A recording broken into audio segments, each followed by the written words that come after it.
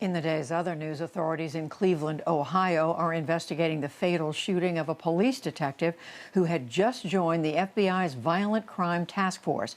He was killed last night in his car along with an informant during an undercover drug operation. Officials arrested 3 people and are looking for more suspects.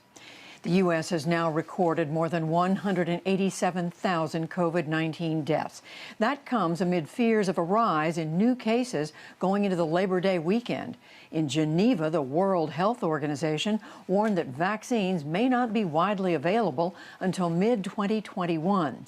The agency warned that it would not recommend any until proven safe and stressed their distribution must be a global effort. The first priority must be to vaccinate some people in all countries rather than all people in some countries. Using vaccines as a global public good is in the national interest of each and every country. Also today, scientists in Russia belatedly published results from early trials of their COVID vaccine. Its developers said it appeared to be safe and triggered a sufficient immune response. The government approved it last month without undergoing large-scale trials. The Department of Homeland Security has warned Russia that it is working to undermine the American public's trust in voting by mail. A new intelligence bulletin said that the Kremlin is spreading false claims that mail-in ballots are vulnerable to fraud and manipulation. Many of those unfounded claims have been echoed by President Trump and his Attorney General, William Barr. In Massachusetts, former Marine Jake Auchincloss won the primary to be the Democratic nominee to fill the seat of U.S. Congressman Joe Kennedy III. Results from Tuesday's election were delayed after cities were inundated by nearly 1 million mail-in ballots. Kennedy decided not to seek re-election so that he could challenge incumbent Senator Ed Markey, but Kennedy lost that race on Tuesday.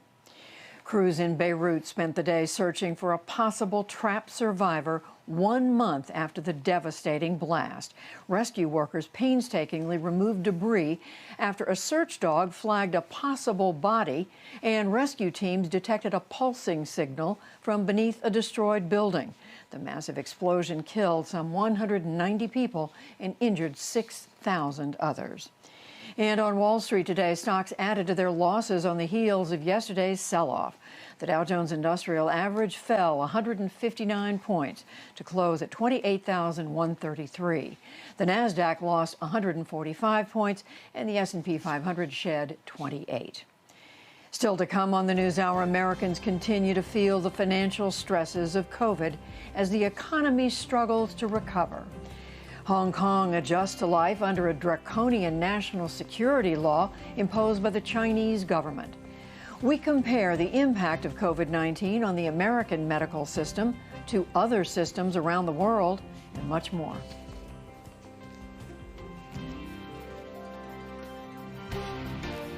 This is the PBS NewsHour from WETA Studios in Washington and in the West from the Walter Cronkite School of Journalism at Arizona State University.